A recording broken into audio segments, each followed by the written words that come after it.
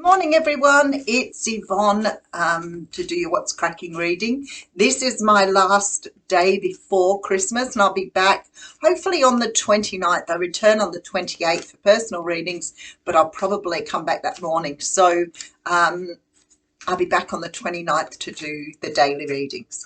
Today I'm going to use the Rider-Waite Tarot. I do want to, before I go any further, obviously thank you for your support, for those who've supported me for such a long time, and for the new people on board, welcome. I want to say thank you for all your kind words, your love that you sent my way, and everything. I can't even capture how I feel about that. I want to, I guess, wish everybody a Merry Christmas. If you don't celebrate Christmas, then of course have an amazing holiday break. Happy holidays, whatever you celebrate. My wishes come with love, not denomination. So please have a wonderful time with your families. If you're celebrating with your families, if you are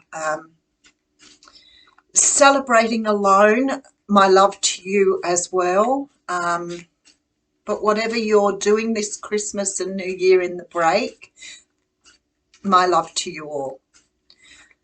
Okay, I'm getting a little bit emotional there.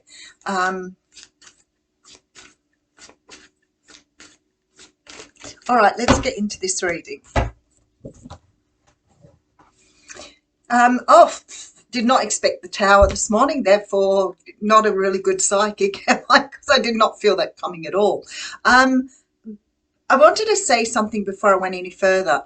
There are a couple of things I just want to tell you. I've got a person here that has been on my channel for a long while, and she has started up her own work, Susie. I can't remember the name of her channel, but I will give it to you because I'm going to do a live with Susie, or a podcast with Susie on manifestation. So hopefully it's something that we get going, that gets, well received, and we can keep doing them. I'm really excited about it. Haven't done this before.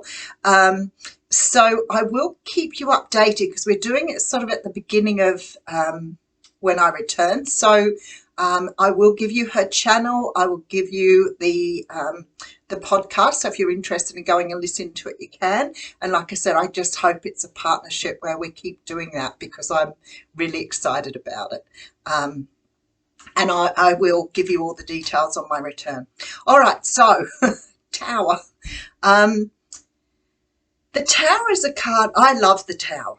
I love the Tower because for me, it's, even if it's not the best circumstance, it always says to me that it's leading to better things. So sometimes the Tower for me can be that epiphany moment, that realization that we all have when something sort of hits home.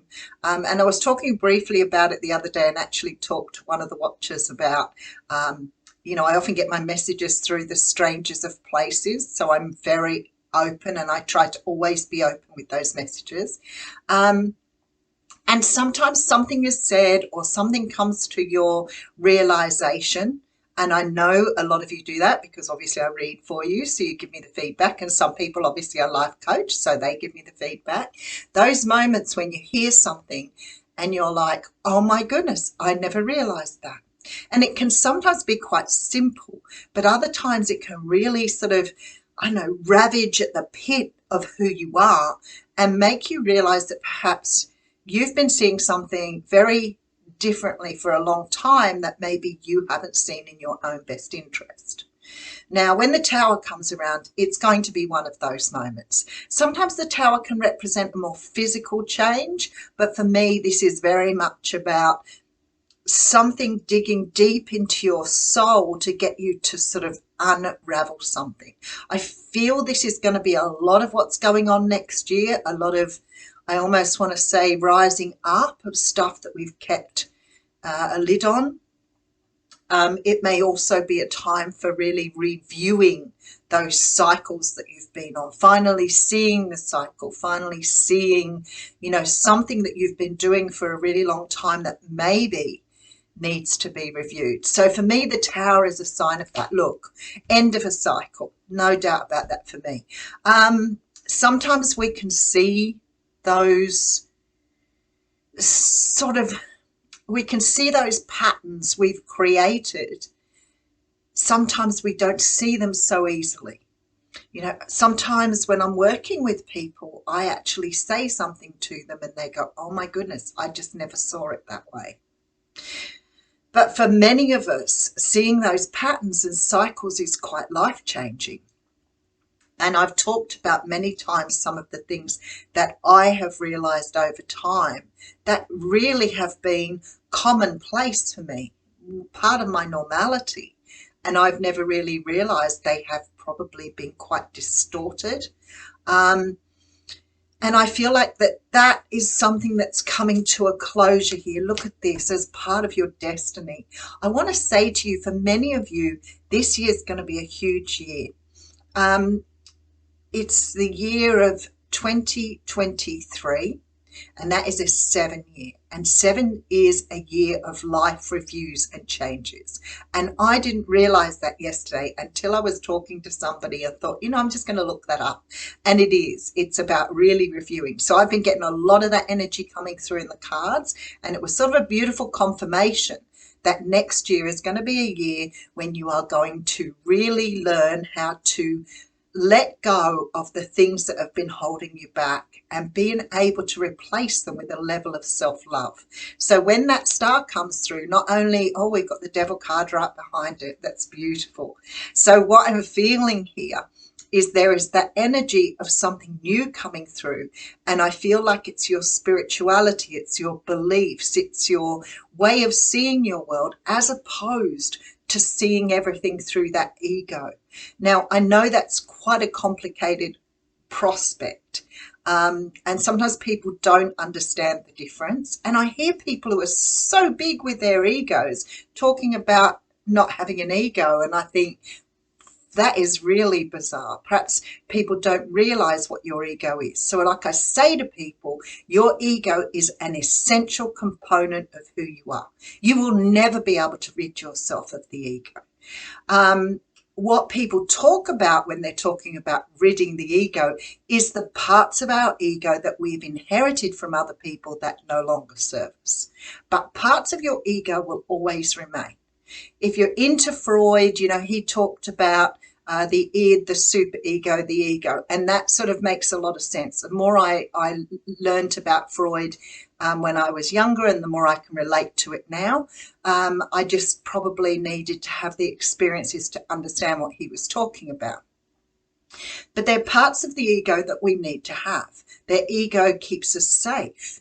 It tells us we can't do certain things, which is keeping us safe.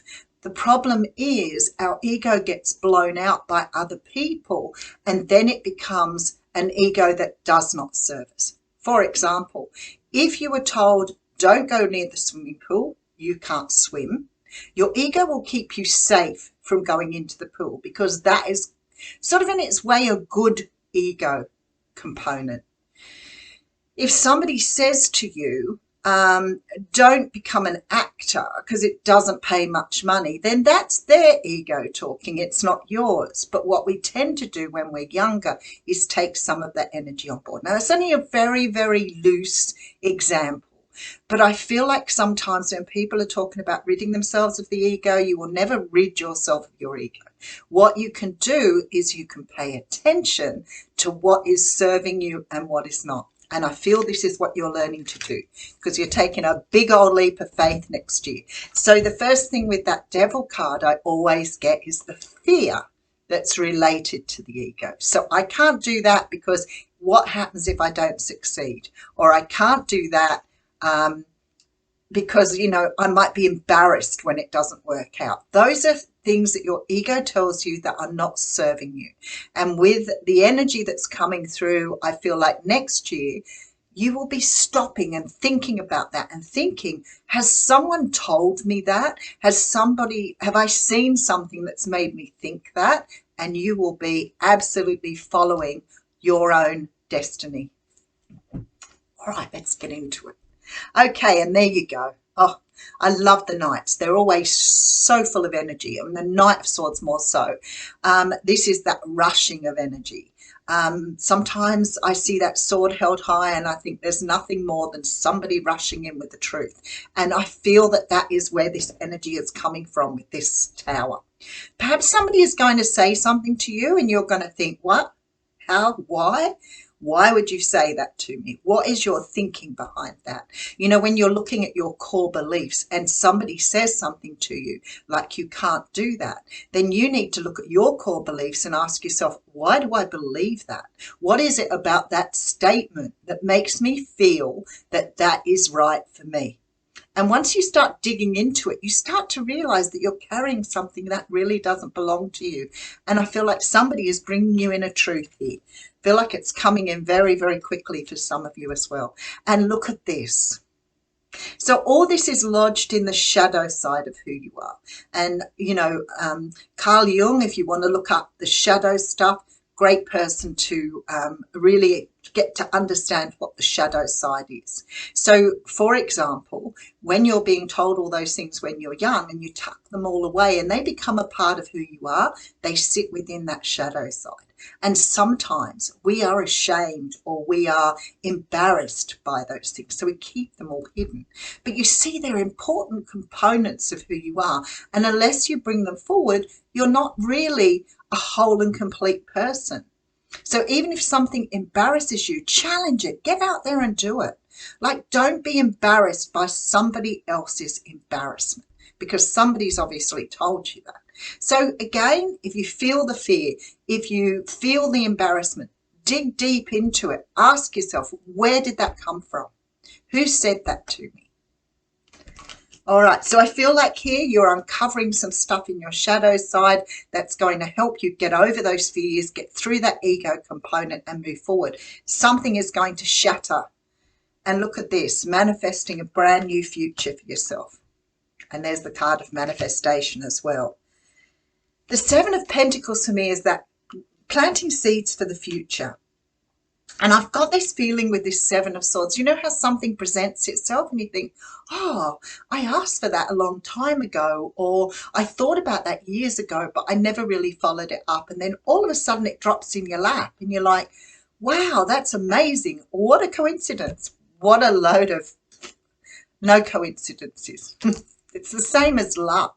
It is there or it's not there. That's it. It's not about being lucky. It could be about being in the right place at the right time. But sometimes when those things drop out of the universe for you, that is because you were meant to receive them. You may not have been meant to receive them before that time. But whatever it is, let's have a look. All right, so we have the Knight of Wands coming through. Oh, with the Victory card. Oh, my goodness. And look at this, people, the Ace of Swords. This is a magnificent reading, I have to say. There is so much going on in this reading that I could sit here and pull energy from this reading for an hour. There is some sort of truth being delivered to you. Whatever it is, it's going to help you step into the truth of who you are. You're going to start understanding this is ego and this is who I am. These are my core beliefs and why do I believe them? These are the things that I need to get going on, and I'm not going to let anything stand in my way anymore. So it's going to be a big year for peeling back those layers. This powerful, powerful energy. This is about stepping into the limelight for some of you. So if you've not been able to do something, then I feel like this is going to be your year.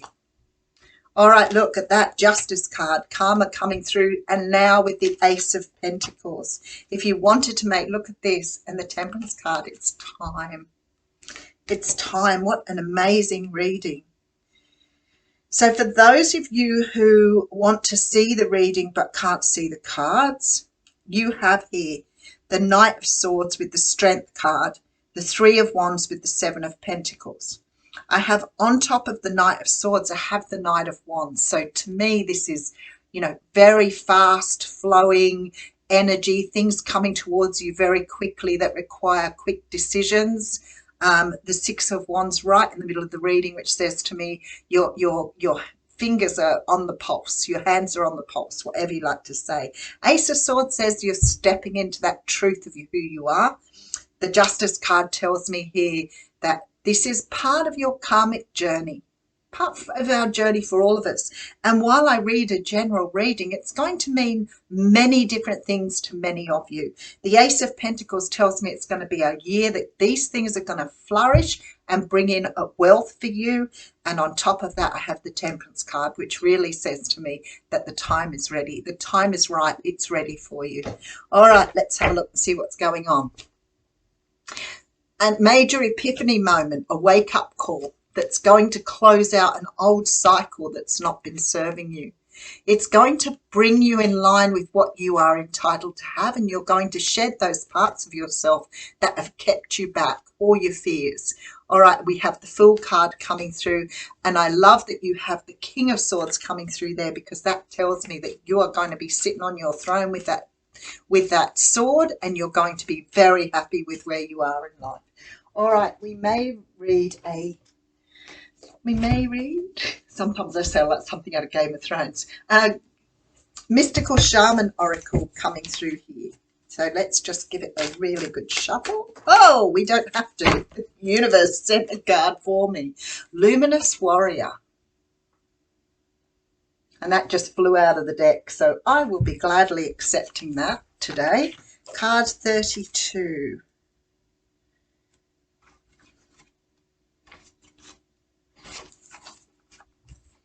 The Luminous Warrior has no enemies in this world or the next.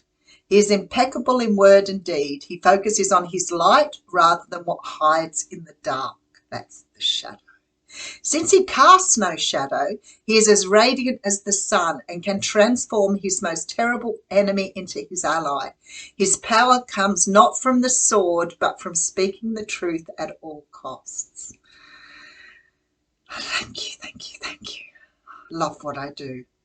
The Luminous Warrior reminds you it's important to focus on your power, wisdom, and beauty. Do not be seduced by what seems wrong with you or with the world. Remember that intention follows attention. So focus on your positive traits, feed your light with more light until you feel truly empowered. Then there will be little need for action as you resolve all situations from within.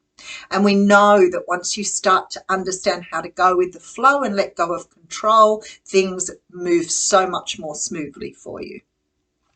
So I really feel this is a beautiful card to get here. You know, when they talk about, you know, dissolving the shadow and being all light, like for me, it's a little sort of different to that, because I feel you will still understand what's been sitting in your shadow, but you will gladly accept all components of yourself for what they are. There'll be no more, I don't like this about myself. You know, and I find people are really reluctant to look in the mirror because they don't like who they are. That's because of that shadow. But once you integrate the shadow, once you accept all components of who you are, then your world becomes brighter. You become brighter. You shine. You vibrate at higher level. And I feel that was a beautiful card to get at that point. All right. Well, have a Merry Christmas, Happy Holidays, and I will see you in a week's time. Mwah!